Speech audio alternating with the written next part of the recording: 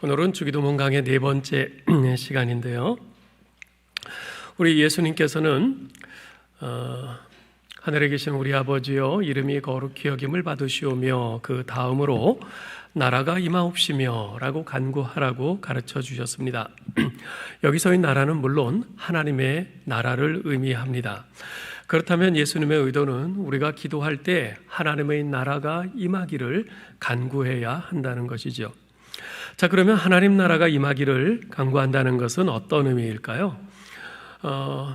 이것을 알기 위해선 우리가 세 가지 내용을 잘 이해를 해야 되는데요. 하나는 하나님의 나라가 무엇인지, 둘째로 하나님의 나라가 임한다는 것이 무슨 의미인지, 셋째로 하나님의 나라가 어디에 임하여야 하는지, 이것을 잘 이해를 해야 합니다. 자, 먼저 하나님 나라가 무엇인가에 대해서 좀 생각을 해보겠는데요. 마태복음 1장 15절에 보면 예수님께서 신약 시대를 여시면서 처음으로 선포하신 말씀은 때가 찼고 하나님의 나라가 가까이 왔으니 회개하고 복음을 믿으라는 말씀이었습니다. 그런데 당시 그 말씀을 들은 유대인들 중에 고개를 갸우뚱한 사람은 한 사람도 없었습니다. 왜냐하면 이 하나님의 나라는 구약과 신약을 하나로 묶어주는 중요한 주제 가운데 하나로서 구약에서 처음부터 선포되어 온 내용이었기 때문에 그렇습니다. 이 유대인들은 이 하나님 나라 하면은 어느 정도 이해를 다 가지고 있는 것이죠. 사실 이 하나님의 나라는 우리 예수님의 가르침의 핵심이었습니다. 3년 동안의 공생애를 통해서 예수님께서 가장 중점적으로 가르치신 것이 바로 하나님의 나라였습니다. 주님께서는 수많은 비유들을 통해서 하나님의 나라가 어떤 나라인지를 가르치셨고 하나님의 나라에는 어떻게 해야 들어갈 수 있으며 하나님 나라 백성들은 어떻게 살아야 하는가 이에 대해서 역점을 두고 가르치셨습니다.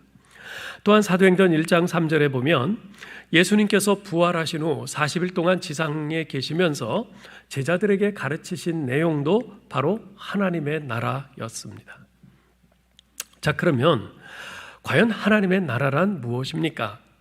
보통 나라라고 할 때 세 가지 구성 요소를 이야기합니다. 나라를 구성하는 세 가지 요소 뭐죠? 국토, 국민, 주권입니다. 이 가운데 가장 중요한 것은 바로 주권이죠. 주권이 없으면 나라라고 할 수 없습니다. 과거 우리나라는 일제 36년 동안 이것을 경험한 바 있습니다. 한반도라는 국토가 있었습니다. 배달의 민족이라는 국민이 있었어요. 그런데 주권을 일제에 빼앗겼습니다.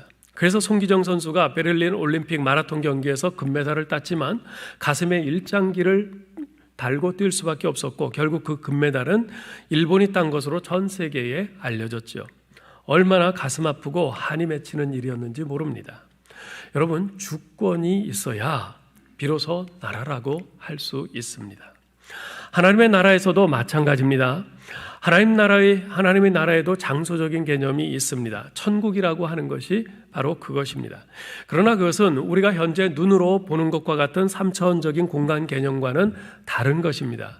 이에 대해서는 나중에 기회가 있으면 충분히 말씀을 드리겠습니다. 또한 하나님 나라에도 백성들이 있어요. 누가 하나님 나라의 백성이죠? 하나님을 믿는 우리 하나님의 백성들. 우리가 하나님 나라의 백성입니다.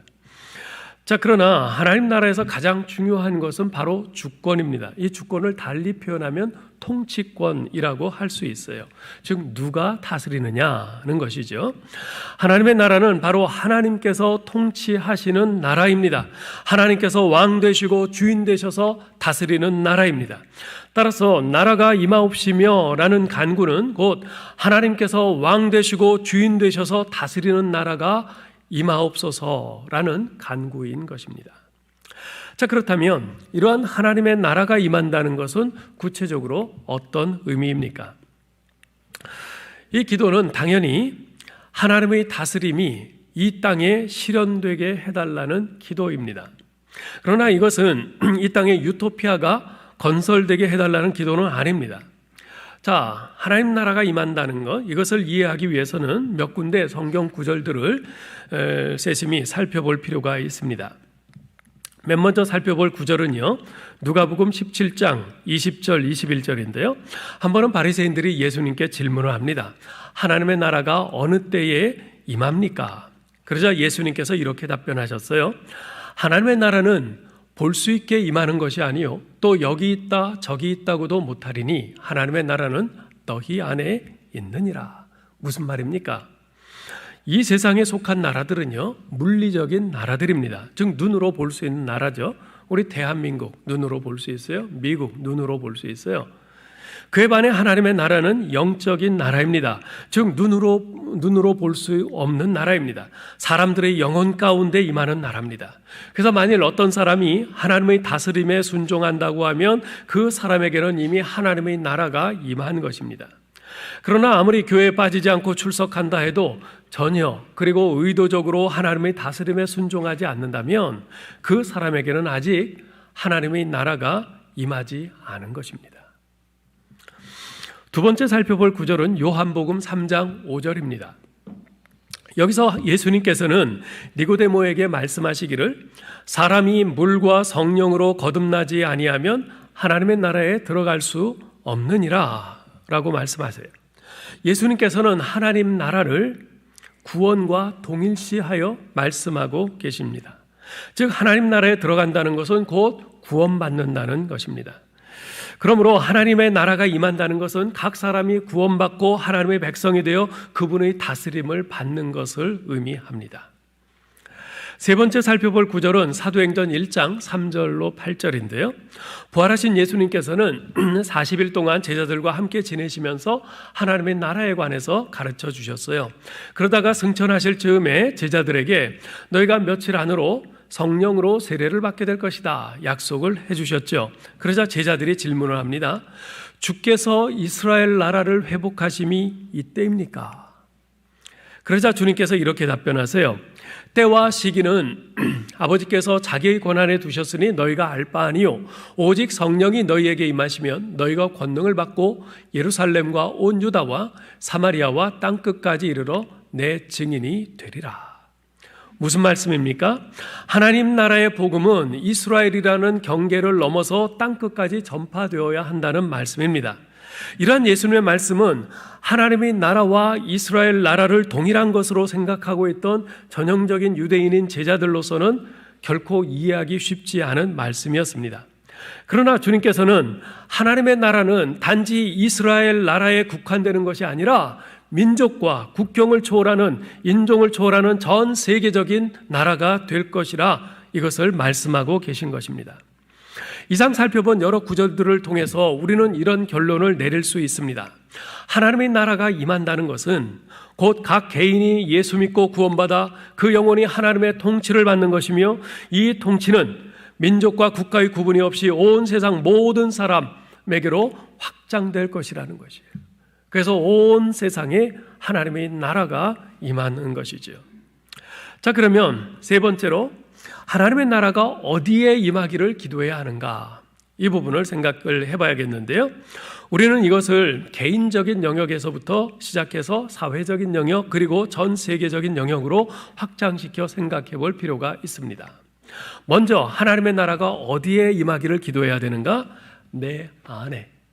내 안에 하나님의 나라가 임하기를 기도해야 합니다. 하나님의 나라는요 예수 믿는 사람에게 임하는 것입니다. 따라서 예수님을 유일한 구원자로 믿고 의지하는 믿음이 없이는 결코 하나님의 나라가 내 안에 이루어질 수 없습니다. 그러므로 아직 예수 믿지 않는 사람이라면 예수님을 나의 구원자로 믿을 수 있는 믿음을 달라고 기도해야 합니다. 그래서 내 안에도 하나님의 나라가 임하게 해 주옵소서라고 이렇게 기도해야 합니다. 이미 예수 믿는 믿음을 가지고 있는 사람이라면 이제 내가 하나님의 다스림에 온전히 순종하는 사람이 되게 해달라고 기도해야 합니다. 사람들은 누구나 자기 나름대로 바벨탑과도 같은 자기 왕국을 형성해 가면서 살아갑니다. 예수 믿는 신자들도 마찬가지예요. 예수 믿기 이전부터 형성해온 자신만의 왕국이 있습니다. 그 부분에 대해서는 하나님에게도 no touch 그러면서 바리케이트를 칩니다. 하나님, 교회에 빠지지 않고 나갈게요. 봉사도 할게요. 그러나 하나님, 이것만은 안 됩니다. 이것만은 절대 건들지 마세요. 딱 바리케이트를 치는 겁니다. 그런 자기 왕국은 사람에 따라 모습을 달리하죠. 어떤 사람에게는요, 자기 자녀가 왕국일 수 있어요. 자녀와 자녀 교육, 자녀의 행복에 대한 자신만의 생각이 딱 자기 안에 들어앉아 있습니다. 그래서 성경에서 자녀 교육에 대해 뭐라고 말씀하건 전혀 관심이 없어요. 들으려고 하지 않습니다. 그저 자기 생각, 자기 고집대로 합니다. 어떤 사람에게는 돈이 자기 왕국일 수 있습니다. 시간을 들이고 몸으로 봉사하는 것은 잘해요. 그러나 돈 문제에 들어가면 안색이 싹 바뀝니다. 하나님께 드리는 헌금도 어려운 이들을 돕는 구제도 무척 아까워합니다. 돈이 없어서가 아니에요. 돈이 있음에도 불구하고, 심지어 돈이 많음에도 불구하고 그런 사람들이 있습니다. 돈을 벌어 쌓아둘 줄만 알 뿐, 자기 자신을 위해서만 쓸 뿐, 결코 그 돈을 하나님이 요구하시는 바에 따라서 사용할 줄 모르는 사람이죠. 어떤 사람에게는 자신의 야망이 자기 왕국일 수 있습니다. 자신이 생각하고 있는 인생의 목표와 야망이 있어요. 그 부분에 대해서는 하나님도 간섭하지 못하시도록 견고하게 벽을 쌓아놓습니다. 또 어떤 사람에게는 자존심이 자신의 왕국이기도 합니다. 그래서 누가 자기의 자존심을 건드리면, 요새 말로 자기 자존심에 스크래치가 나면 성경 말씀도 귀에 들어오지 않고 하나님도 눈에 보이지 않아요. 눈이 돌아가 버려요. 그러나 사랑하는 성도 여러분, 하나님의 백성으로 부름받은 삶에서 포기와 단념은 불가피합니다. 누가복음 9장 62절에 보면 예수께서 길 가실 때에 한 사람이 예수님을 따르겠다고 하면서 먼저 자기 가족들과 작별 인사를 하고 오겠다고 그렇게 간청하는 장면이 나옵니다. 그때 예수님께서 이런 말씀을 하세요. 손에 쟁기를 잡고 뒤를 돌아보는 자는 하나님의 나라에 합당하지 아니하니라. 여러분이 예수 믿는다고 하면서 여전히 포기하지 못하고 꽉 움켜쥐고 있는 것은 무엇입니까? 하나님께서 그거 좀 놓아라, 그거 놓으면 안 되겠니? 말씀하시는데, 그런 하나님의 다스림에 순종하지 못하고 견고한 벽을 쌓아놓고 하나님 이것만은 건들지 마세요 하면서 여러분이 꽉 움켜쥐고 있는 여러분의 왕국은 무엇입니까? 주님께서는 그 왕국을 무너뜨리기를 원하세요. 그리고 그 부분까지도 주님께서 왕으로서 온전히 다스리기를 원하십니다. 주님께서는 우리의 일부분을 다스리는 것으로는 결코 만족하지 않으십니다. 우리의 전부를 다스리고 싶어 하세요. 물론 이제까지 우리가 꽉 붙잡고 있던 우리의 왕국을 허물고 주님이 내 전부를 다스리도록 주님께 항복한다고 하는 것은 결코 쉽지 않습니다. 거기에는 적지 않은 고통이 따릅니다. 그러나 만약 우리가 그렇게 하기만 한다면 우리는 이전에는 전혀 상상할 수도 없었던 하나님 나라의 놀라운 기쁨과 평안과 축복을 경험하게 될 것입니다. 둘째로, 하나님 나라가 어디에 이루어지기를 기도해야 되는가? 내 삶의 현장에서 하나님의 나라가 이루어지기를 기도해야 합니다. 로마서 14장 17절에서는 하나님 나라의 특징에 관해서 이렇게 말씀해요.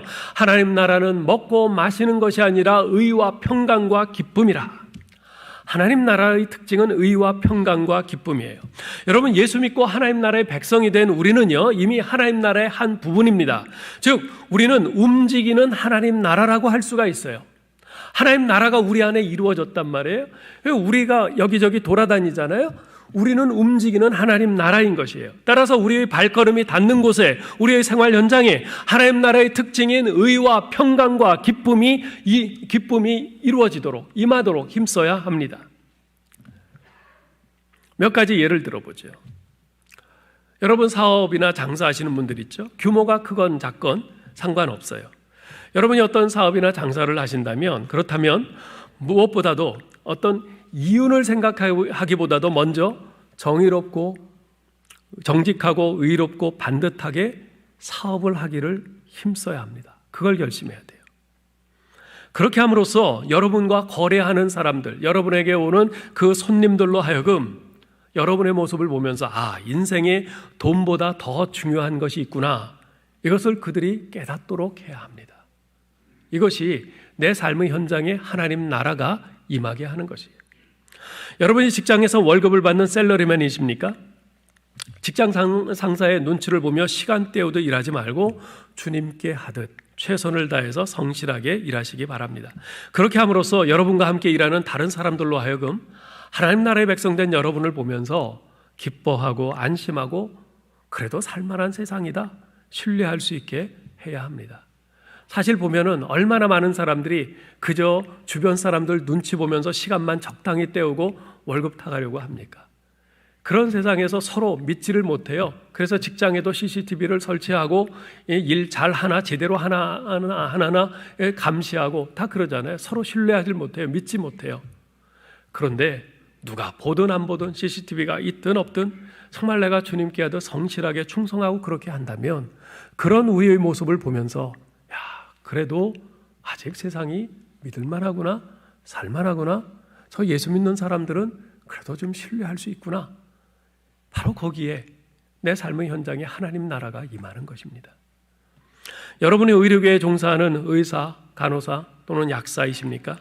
다른 무엇보다도 예수님의 긍휼의 마음으로 환자들의 아픔을 어루만지시기 바랍니다. 그렇게 함으로써 환자들의 마음속에 우리의 참 치유자가 되시는 예수님이 주시는 평안과 기쁨이 자리하게 하십시오. 그것이 바로 하나님 나라가 임하게 하는 것입니다. 여러분이 교수나 선생님으로서 또는 학생으로서 학교에 종사하고 있습니까? 그렇다면 여러분이 연구하고 가르치는 학문이 또는 여러분이 배우는 학문이 어떻게 하면 이 사회를 좀 더 의로운 사회가 되도록 봉사할 수 있는지, 어떻게 하면 사람들에게 하늘로서 오는 참된 평안과 기쁨을 줄 수 있는 학문으로서 봉사할 수 있는지 이에 대해서 고민하면서 깊이 생각하시고 기도하시기를 바랍니다. 그럴 때 여러분의 학교에 하나님의 나라가 임하게 되는 것이죠. 여러분이 집에서 살림만 하는 전업주부이십니까?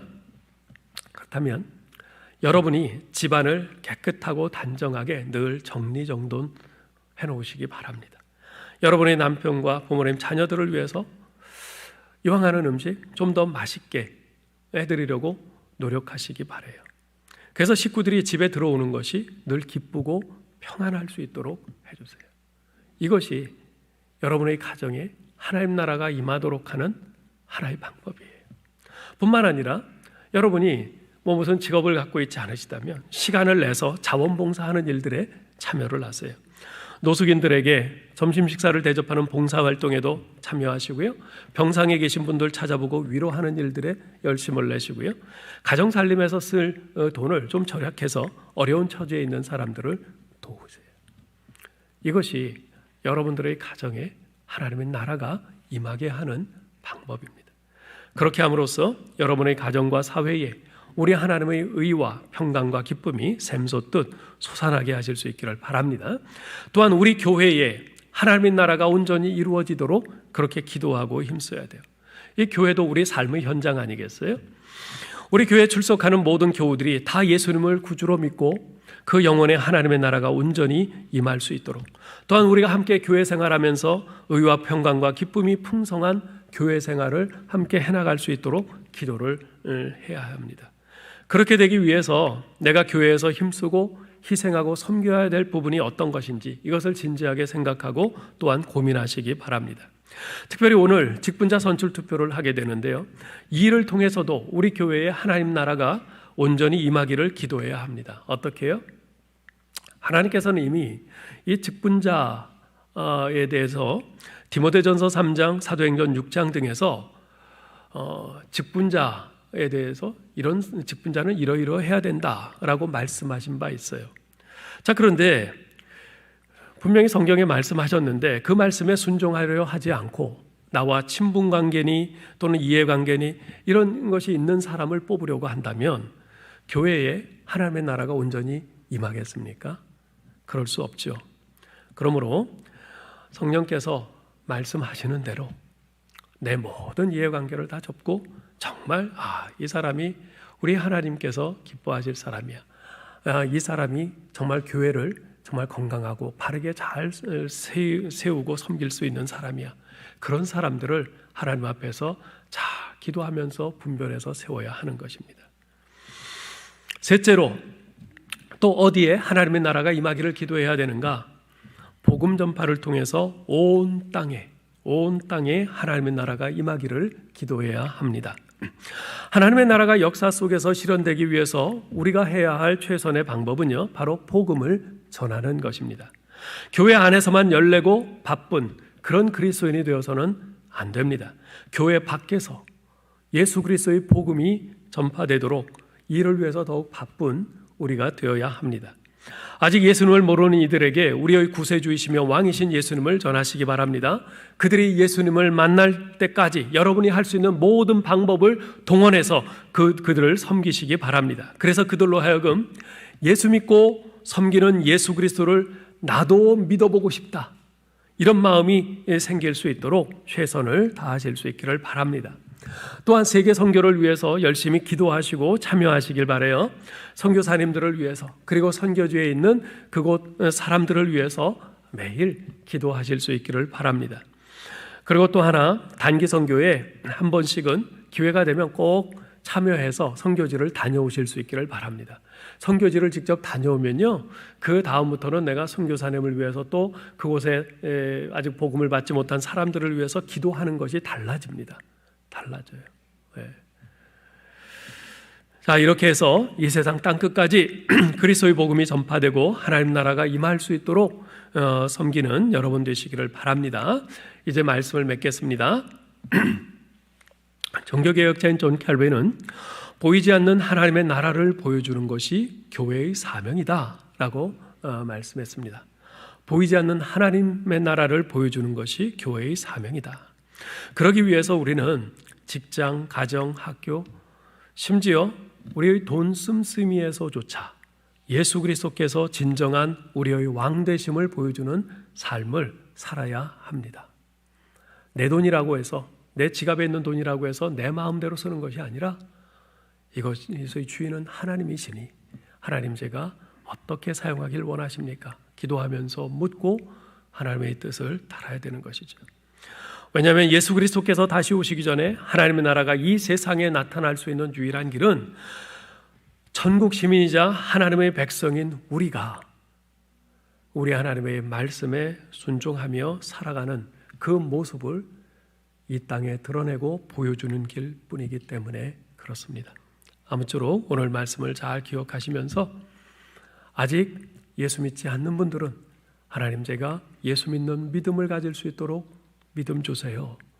그래서 하나님 나라가 제 안에 임하게 해주세요. 이렇게 기도하시고, 이미 예수 믿으신 여러분들은 내가 단지 교회 다니는 것이 전부가 아니라 우리 하나님의 말씀에 순종함으로 하나님의 다스림이 제 안에서 온전히 이루어질 수 있도록 도와주세요. 그렇게 기도하실 수 있기를 바랍니다.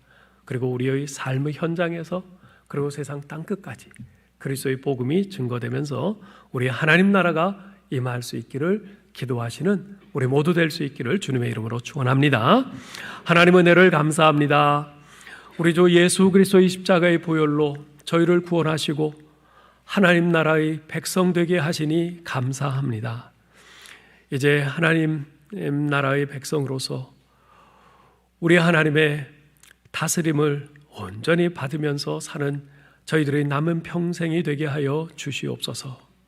아직도 우리 안에 나만의 왕국이 있습니다.